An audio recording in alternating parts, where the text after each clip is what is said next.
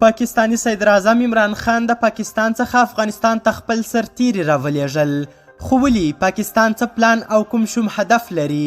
افغان طالب چارواکو یې په اړه څه ویلي؟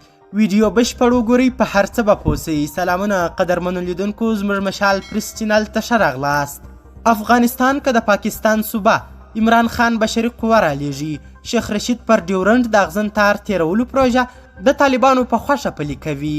د پاکستان د کورنیو چارو وزیر شیخ رشید احمد وایي د ډیورنډ کرښې په اوږدو کې به د اغزن تار غځولو پروژه د کابل په خوښه بشپړه سي.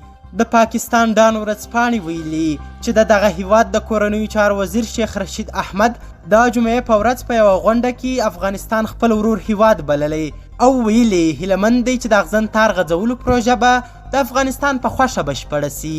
د افغانستان اسلامي امارت تر اوسه په دې اړه څه نه دي ویلي، خو د دې وروستیو اونیو په ترڅ کې د اسلامي امارت ځواکونو د ډیورنډ فرضي کرښه د پاکستاني ځواکونو د مخته تګ او د نویو پوځي تاسیساتو د جوړېدو مخه نیولې ده.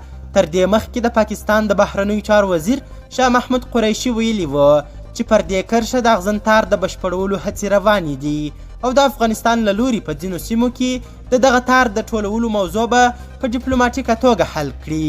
په ورته مهال راپورونه وایي عمران خان په خپل کور کې د افغانستان په اړه د وزیرانو او نظامیانو اونیزه غونډه کړې. راپورونه وایي دوی د ډیورنډ کرښې په اړه وروستیو راپورته سوو جنجالونو باندې بحثونه کړي دي. د پاکستان له لوري پر ډیورنډ کرښه د اغزن تار لګول چې له 2019 کال راهیسې پیل سوي او د دغه هیواد د چارواکو په وینا چې تر اوسه یې 90 سلنه کار بشپړ سوی دی. د پاکستان له لوري د اغزن تار لګولو موضوع له کلونو راهیسې د افغانستان او پاکستاني چارواکو ترمنځ پارونکې موضوع وه او تل پر دې کرښه ناندرۍ سوي دي.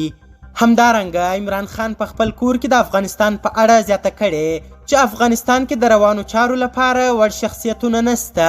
موږ د مرستې لپاره له خپل هیواد څخه افغانستان ته وړ شخصیتونه لیږو ترڅو روانې چارې کنټرول کړي او د اداري چارو ستونزې حل او فصل کړي.